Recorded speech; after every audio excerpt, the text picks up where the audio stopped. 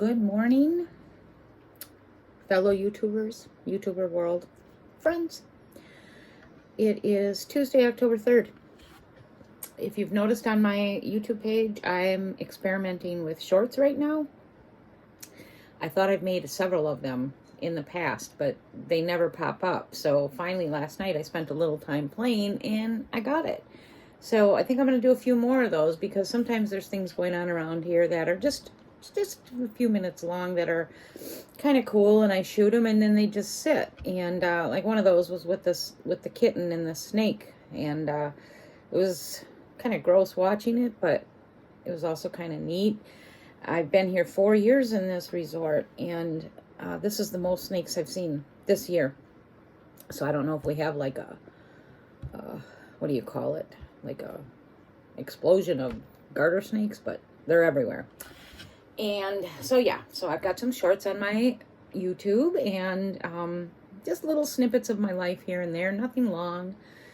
I know when I go do YouTube to the places that I subscribe to, my attention span just isn't that long. And I don't know how any of you feel, but unless there's a topic that's really like near and dear or educational or something like that, I just tend to lose interest after about, I'd say 10-15 minutes. So that's what I'm going to try to do, is keep my videos short and sweet, unless there's something really going on that I think might help someone, or someone might be interested in. We are in the process here of the resort will be shutting down on October 15th. Water gets turned off. You can stay, which we do, of course, but you got to find another resource for water, which I've been through that, and we have, and ours is up and running. So now we're preparing our tiny home for, like pipes, keeping the pipes warm, and putting yard stuff away and that kind of stuff. It is also my oldest son's 45th birthday. I cannot believe that I have a son that is 45. I remember turning 45. I remember turning 40. I still remember the present I got when I turned 40. Weird. It's just weird to think that, I still feel like I'm young, and I've got this 45-year-old, and it's weird. So his favorite dessert has always been cheesecake, and I've been making the same cheesecake for probably 45 years. So we made him a cheesecake last night, and I'm experimenting with another dinner that I'm going to drop off, since he is a single father and he has his kids this week. And so we're just going to bring over a little dinner and dessert and drop it off. And what else am I going to do today? That's about it.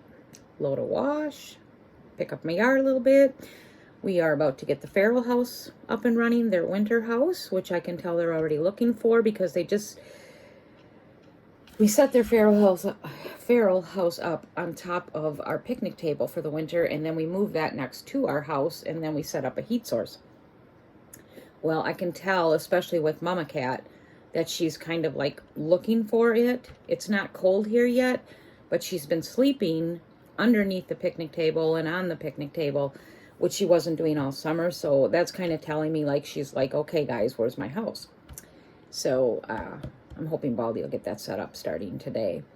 We are supposed to get cold this weekend, into the 30s at night, like I think 34 possibly, which we're close to snow weather at that temp. Right now, today is going to be close to 90. Weird, but that's Wisconsin. We go from that to the extreme. So I'm enjoying these last few warm days, and I know what's coming, and we will get some more warmer days here and there. So you learn in Wisconsin, when it's nice out, you get out and do your outside stuff, because it's short-lived now. The resort is emptying out more and more every day. I bet you we're down to like 30 maybe in here, and 30 people, and every day a few more leave for their winter hangouts. And I was extremely sad up until yesterday. It really gets to me seeing people leave and the places get closed up. But then last night it was like, I don't know, my sadness just left. It's like, okay, here we go. We're heading into another cold season, and people are gone, and places are empty, and it's going to be quiet, and that's okay. It is what it is, right? It's almost like for half a year I live in the extreme country, and then the other half of the year I live in a kind of a busy city.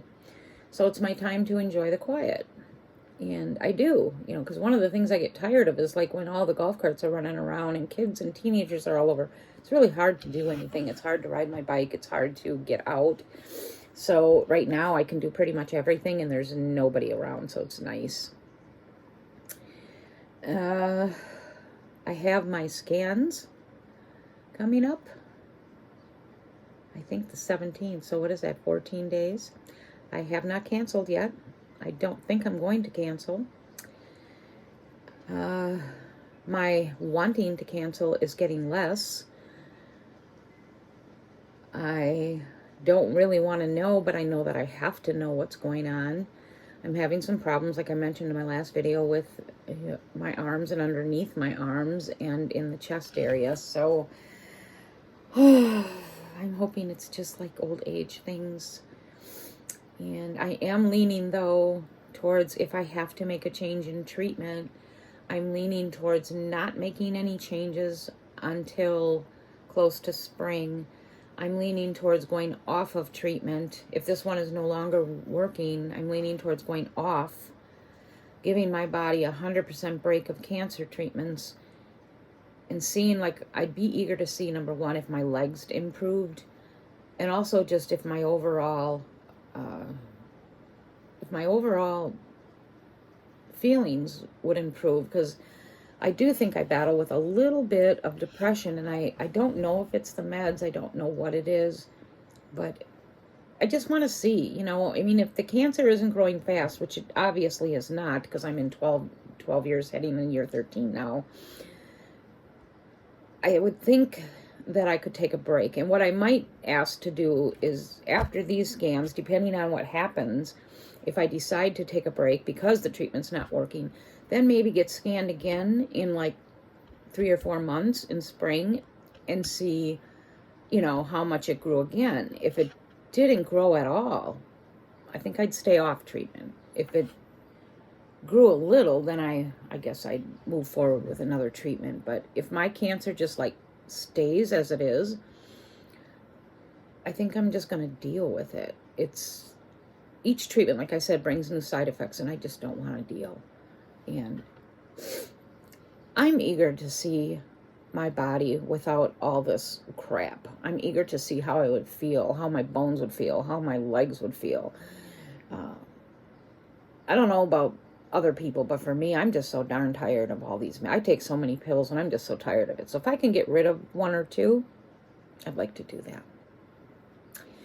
So that's coming up, I believe, October 17th. That'll be an all-day affair at the hospital. I have to be there by 7:30 in the morning, and I believe I go all day. I have to do 2 sets of CT scans, they said, and then your bone scans. And you have to take injections and then drink this other crap. And in between all that, that stuff has to take its time to work. So it really is an all-dayer, and it's going to be quite exhausting. And then I believe I have a doctor appointment with the oncologist like a day or 2 later. And then the 27th of August, I see my regular doctor for my diabetes check. It's just so fun in October. But other than that, that's my life. I'm heading into fall season.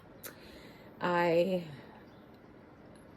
think I'm over the hump with this little depressing stuff about, people leaving. I think I got the shorts figured out, so you will see some more shorts on my YouTube, which I actually really like those because, like I said, they're short, they're quick. The one I put up last night, with a real short period of time, I had over 600 views. I got 1 new subscriber, but that's a lot of views, so that's kind of cool. And I think I just titled it Kitten and a Snake. And I really like those ideas of short videos because I think it gives you snippets of a person's daily life, whatever, without overwhelming people where they have to sit down and, do a 30-minute YouTuber. So, like I said, for me, I have my few favorite YouTubes that I watch, and I will do that at night when I go to bed. Instead of watching TV, I watch those.